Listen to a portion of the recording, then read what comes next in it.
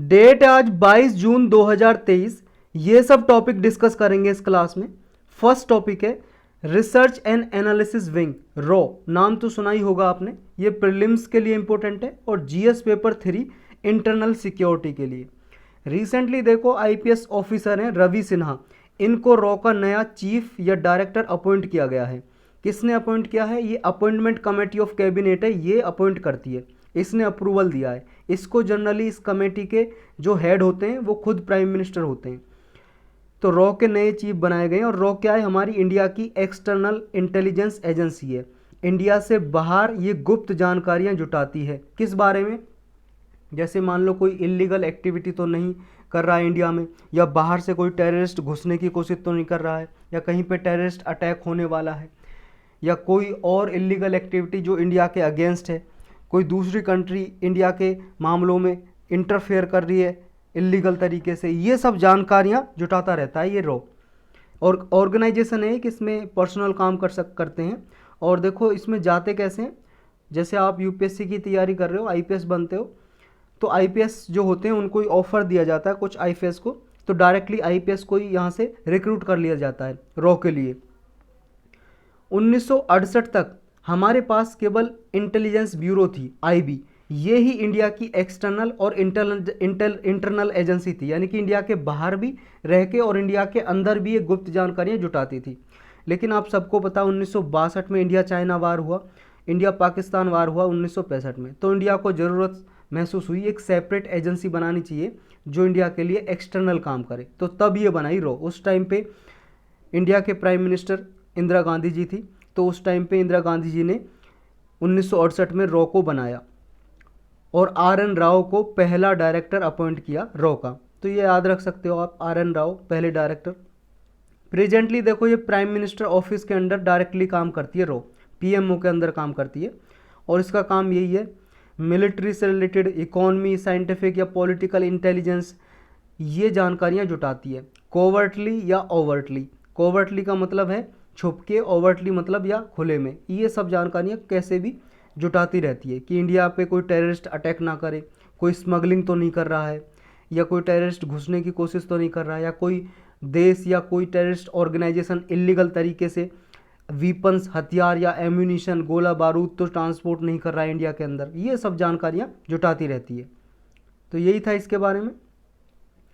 Next topic है mesolithic rock painting. ये prelims के लिए इंपॉर्टेंट है और जीएस पेपर 1 हिस्ट्री के लिए। रिसेंटली देखो कुछ यहाँ पे पेंटिंग मिली है आंध्र प्रदेश में। आंध्र प्रदेश की गुंटूर डिस्ट्रिक्ट है, वहाँ पे ओरवा कल्लू विलेज है, यहाँ पे पेंटिंग मिली है। ये देखो ये वाली पेंटिंग मिली है। इसमें आप देख रहे हो ये एक आदमी दिखाई दे रहा है आपको इधर, ये वाला, ये रॉक पे बनी हुई है, चट्टान पे बनी हुई है। कौन सी रॉक है ये, इसके बारे में जानेंगे और ये पेंटिंग क्या बताती है। ये जो पेंटिंग है नेचुरल वाइट काओलिन और रेड ओकर पिगमेंट से बनी हुई है।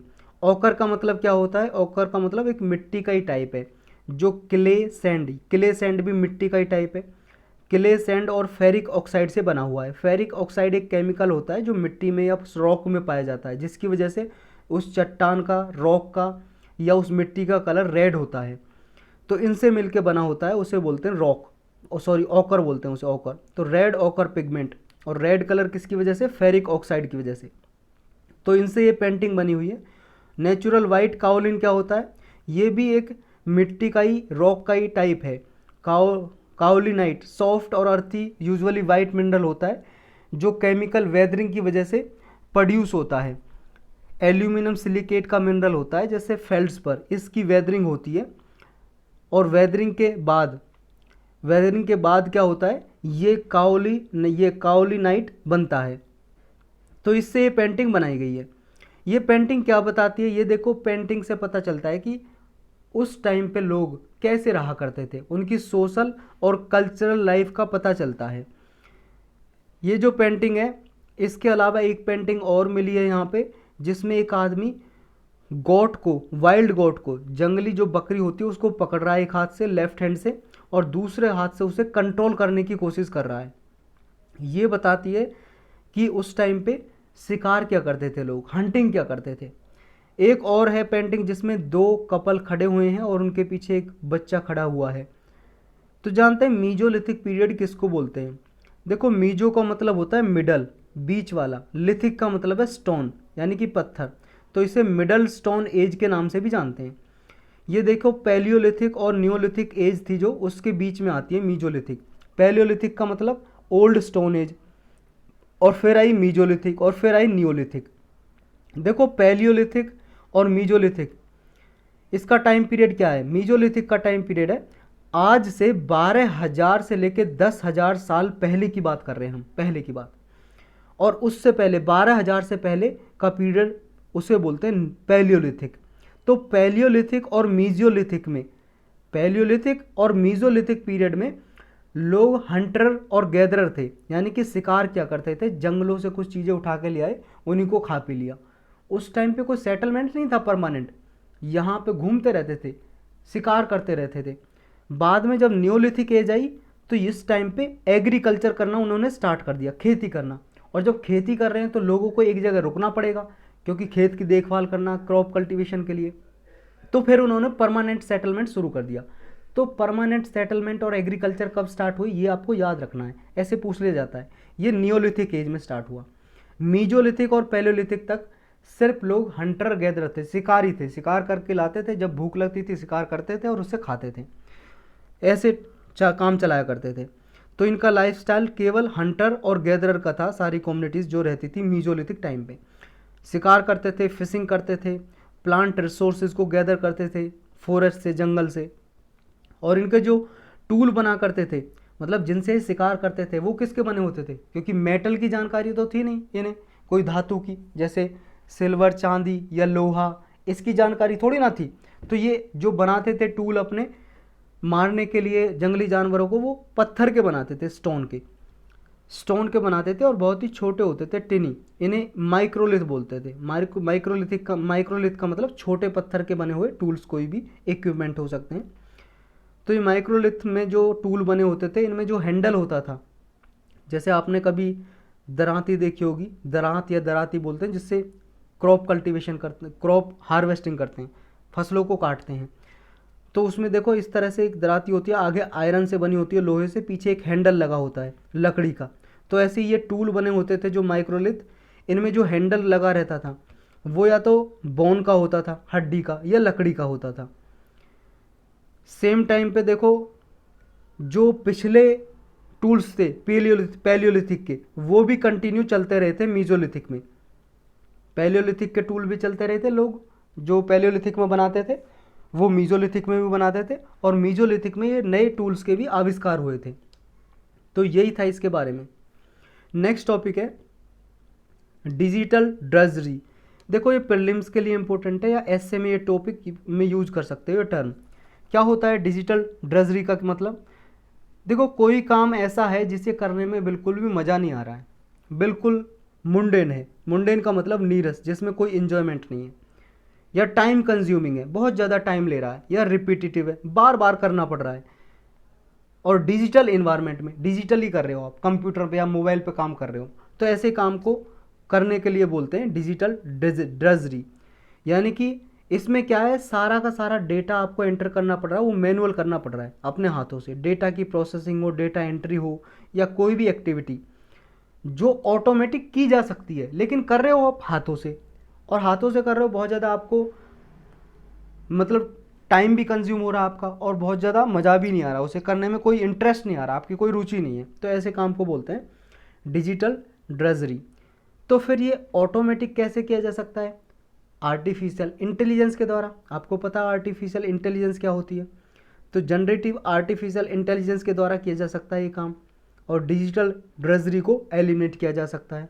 लेकिन इसमें जब आर्टिफिशियल इंटेलिजेंस में करेंगे तो इसमें देखो कुछ इसके चैलेंजेस भी हैं, कुछ चुनौतियाँ, जैसे ट्रांसपेरेंसी का इशू आ जाता है, प्राइवेसी का, फेयरनेस का इशू आ जाता है।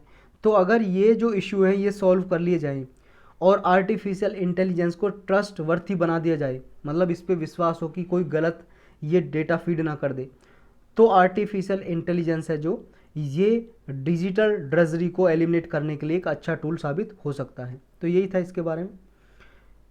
नेक्स्ट टॉपिक है, देखो कुछ साइंटिस्ट हैं, उन्होंने एक स्टडी की है फिलहाल, उसमें ये पाया जो कॉस्मिक रेडिएशन होती हैं स्पेस में, आसमान में कॉस्मिक रेडिएशन, जो हमारा आउटर स्पेस है, देखो अर्थ के चारों ओर 640 किलोमीटर के लगभग, अर्थ के चारों ओर आप जाओगे अर्थ से ऊंचा तो 640 किलोमीटर के लगभग तक हम इनर स्पेस मानते हैं उसे। इससे बाहर फिर आउटर स्पेस चल रहा है। तो आउटर स्पेस से कुछ कॉस्मिक रेडिएशन आती रहती हैं अर्थ की तरफ। तो कुछ साइंटिस्ट ने अभी स्टडी किया, अध्ययन किया, रिसर्च की, उसमें ये पाया जो कॉस्मिक रेडिएशन आती हैं और जो अर्थक्वेक होता है, पृथ्वी पे जो भूकंप आते हैं, इनमें कुछ संबंध है, इनमें कुछ रिलेशन है। अगर इनका जो स्टडी कंप्लीट हो जाती है तो इनसे ये है कि अर्थक्वेक को 15 दिन पहले ही, अर्थक्वेक को 15 दिन पहले ही हम फोरकास्ट कर सकते हैं। मतलब हम पता लगा सकते हैं कि अर्थक्वेक आने वाला है 2 हफ्ते पहले ही। और अगर मान लो अर्थक्वेक के बारे में पता लग जाए, क्योंकि अभी तो भाई साहब देखो अर्थक्वेक के बारे में पता नहीं लग पाता, जब आता है तभी पता लगता है। अगर अर्थक्वेक के बारे में 2 हफ्ते पहले या 15 दिन पहले पता लग जाएगा तो वहाँ से लोगों को खाली कराया जा सकता है, मतलब पहले ही प्रिपेयर्डनेस की जा सकती है और इसका जो हार्म होता है, हार्मफुल इफेक्ट होते हैं अर्थक्वेक के, उनको मिटिगेट किया जा सकता है, कम किया जा सकता है। तो पहले जानते हैं हम कॉस्मिक रेडिएशन के बारे में और फिर इनके बारे में जानेंगे कि कैसे इन्होंने पता लगाया। कॉस्मिक रेडिएशन क्या है? देखो ये हाई एनर्जी पार्टिकल है, हाई एनर्जी पार्टिकल, बहुत ज़्यादा एनर्जी के, ऊर्जा के ये पार्टिकल हैं। और ये पार्टिकल मेनली प्रोटॉन हो सकते हैं या एटॉमिक न्यूक्लियाई हो सकते हैं। कहाँ से आते हैं? आउटर स्पेस से। यूनिवर्स में, पूरे ब्रह्मांड में ट्रैवल करते रहते हैं, घूमते रहते हैं पार्टिकल। आपको नंगी आंखों से दिखाई नहीं देंगे ये, ऐसे बहुत ही छोटे पार्टिकल होते हैं, घूम रहे हैं आपके आसपास भी घूम रहे होंगे। ये कॉस्मिक रेडिएशन, ये पार्टिकल पैदा कहाँ से होते हैं, प्रोड्यूस कहाँ से होते हैं? देखो स्पेस में आपको पता है बहुत सारे सेलेस्टियल फिनोमिना हो रहे हैं। स्पेस में बहुत सारे रॉकी पार्टिकल हैं, ब्लैक होल्स हैं यूनिवर्स में, गैलेक्सीज में, सुपरनोवा हो रहा है। सुपरनोवा क्या है? कोई स्टार है, जैसे सन एक स्टार है, जब इसकी एज हो जाती है तो ये ब्लास्ट कर जाता है, डिस्ट्रॉय हो जाता है, एक्सप्लोजन हो जाता है इसमें, तो इस इवेंट को सुपरनोवा बोलते हैं। उससे ब्लैक होल भी बन सकता है, बहुत सारे और स्टार बन सकते हैं। तो ये ब्लैक होल, सुपरनोवा जो इवेंट है, इनसे निकलती है कॉस्मिक रेडिएशन, वो आती है अर्थ की तरफ। यही है कॉस्मिक रेडिएशन। अभी जो फाइंडिंग की गई है उसमें क्या पाया? इसमें ये देखा कि 15 दिन पहले अर्थक्वेक का पता लगाया जा सकता है अगर कॉस्मिक रेडिएशन के बारे में स्टडी की जाए। तो इसमें ये देखा एक ऑब्जर्वेटरी है, कॉस्मिक रे एक्सट्रीमली डिस्ट्रीब्यूटेड ऑब्जर्वेटरी। ऑब्जर्वेटरी ये समझ लो कि एक साइंटिफिक मेजरमेंट किया जा रहा है इस ऑब्जर्वेटरी में, प्रोजेक्ट किया जा रहा है और रिसर्चर ने ये प्रोजेक्ट यहाँ पे कंडक्ट किया है। और इसमें ये पाया गया है कि देखो जैसे स्मार्टफोन में सेंसर होते हैं, ये भी कॉस्मिक रे को डिटेक्ट कर सकते हैं सिंपल एप्लीकेशन के द्वारा। एक एप्लीकेशन होगी स्मार्टफोन में, जैसे आपके पास मोबाइल फ़ोन है, उसमें एक ऐप के द्वारा भी डिटेक्ट किया जा सकता है, पता लगाया जा सकता है कॉस्मिक रेज का, जो कॉस्मिक रेज या कॉस्मिक रेडिएशन जो आती हैं। इसमें होता क्या है? देखो अर्थ की मैग्नेटिक फील्ड है, उसमें कुछ चेंजेज आ जाते हैं। जैसे ही अर्थक्वेक आता है, अर्थक्वेक से डिस्टर्बेंस होती है अर्थ में जब डिस्टर्बेंस होगी, अर्थ की मैग्नेटिक फील्ड है जो, उसमें चेंजेज होगा। और अर्थ की जो चुंबकीय क्षेत्र है या मैग्नेटिक फील्ड क्या होती है, बहुत बार हम जान चुके हैं। तो मैग्नेटिक फील्ड में चेंज आ जाएगा। इसकी वजह से क्या होगा? जो प्राइमरी कॉस्मिक रेडिएशन है उन पे भी इम्पैक्ट पड़ेगा, और इन पे इम्पैक्ट पड़ेगा तो इनमें चेंजेज होगा। अब ये चेंजेज हमें पता लग जाए, इस चेंजेज की वजह से हम पता लगा सकते हैं कि हाँ अर्थक्वेक आने वाला है। जैसे मान लो अर्थक्वेक आ रहा है, अर्थक्वेक आने से पहले देखो अर्थ के नीचे ही तो वाइब्रेशन होती है कहीं पे।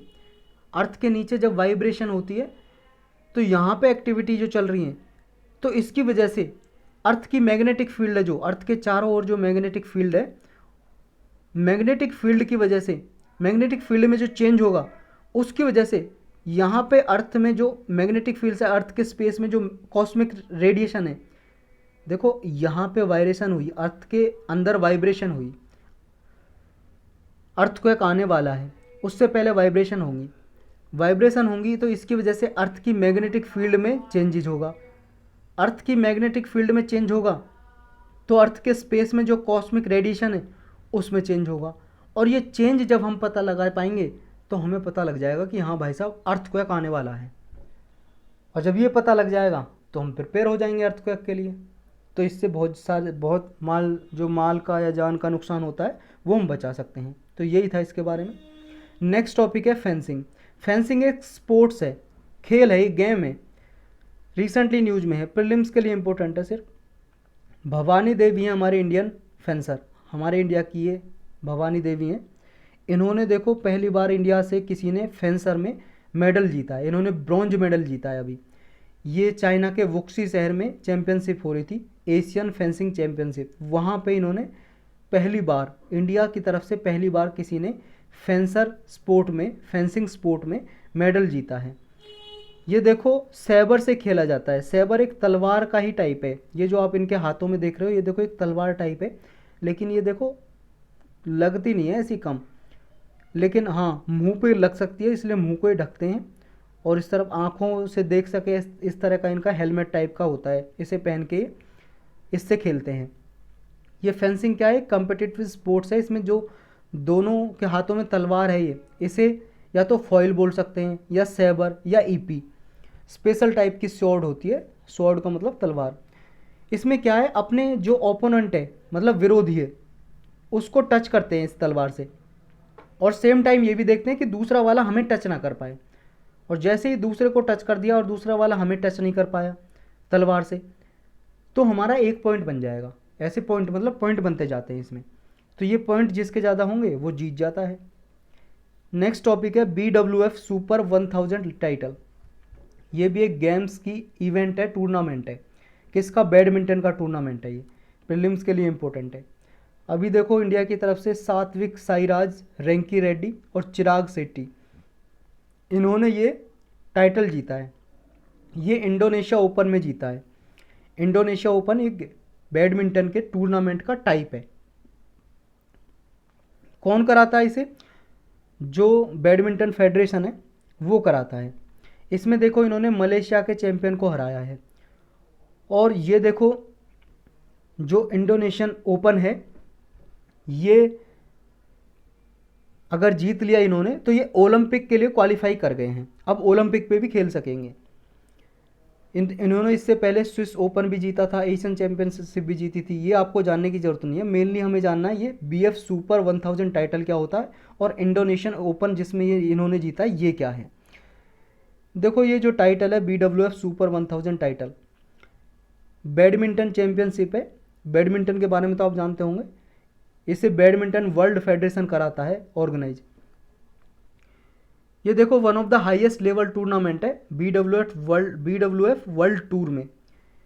इसमें देखो टॉप रैंकर प्लेयर होते हैं और इसमें 4 टूर्नामेंट कराए जाते हैं।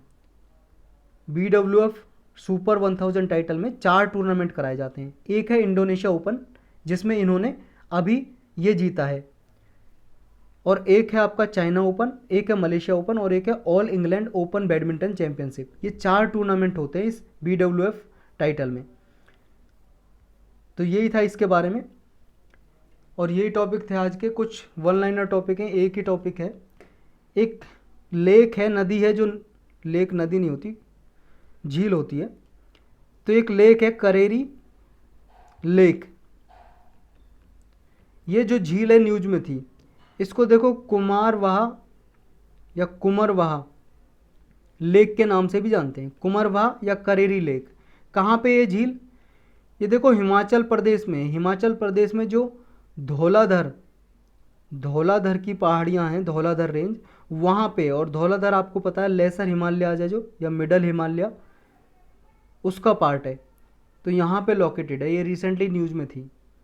तो यही थे आज के टॉपिक।